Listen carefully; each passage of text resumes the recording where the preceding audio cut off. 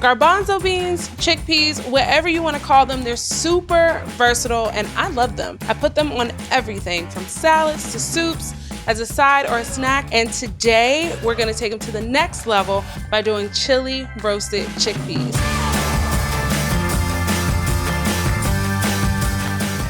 So before we get started, don't forget to make sure you're subscribed to Flavor Maker so you don't miss any of our episodes, okay? Okay. So the first thing you want to do is make sure your oven is preheated to 350 degrees.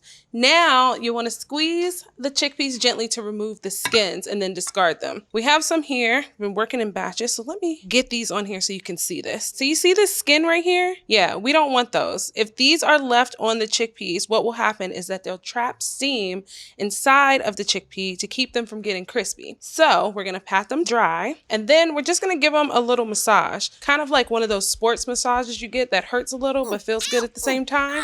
So get a little rough, okay?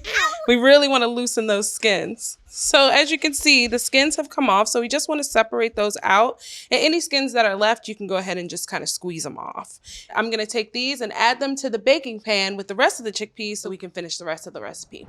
Okay, so we have our chickpeas on our baking pan. So we just want to add some oil. We're going to give about 3 tablespoons, so a good amount, to make sure that seasoning sticks and we get them nice and roasted and crispy. We're really giving them a bath here, guys. All right, so once we have those, we're going to use our secret weapon today. This is so simple. We're just using one thing, and that is this McCormick chili seasoning mix.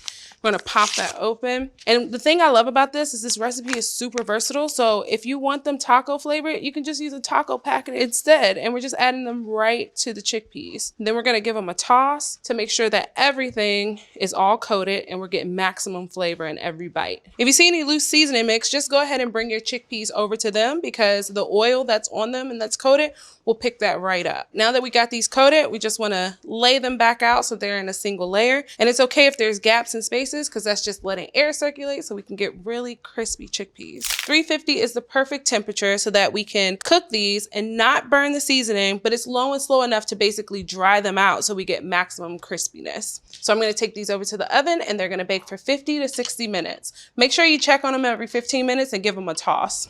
Oh my goodness, look at these. They are perfect right out of the oven. And through the magic of television, our chickpeas are already cooked and they've cooled for 30 minutes. But you don't have television magic at home, so make sure that you let them cool before you pop them in your mouth because they are hot lava and they will burn you. I'm gonna give these a taste. They are so good. They have the right texture and that chili seasoning just adds a ton of flavor. You can also put these in an airtight container once they're cooled. And I've heard that they'll stay fresh for a week, but I wouldn't know. Make sure you like and subscribe to McCormick on YouTube so you can check out all the other Flavor Maker videos.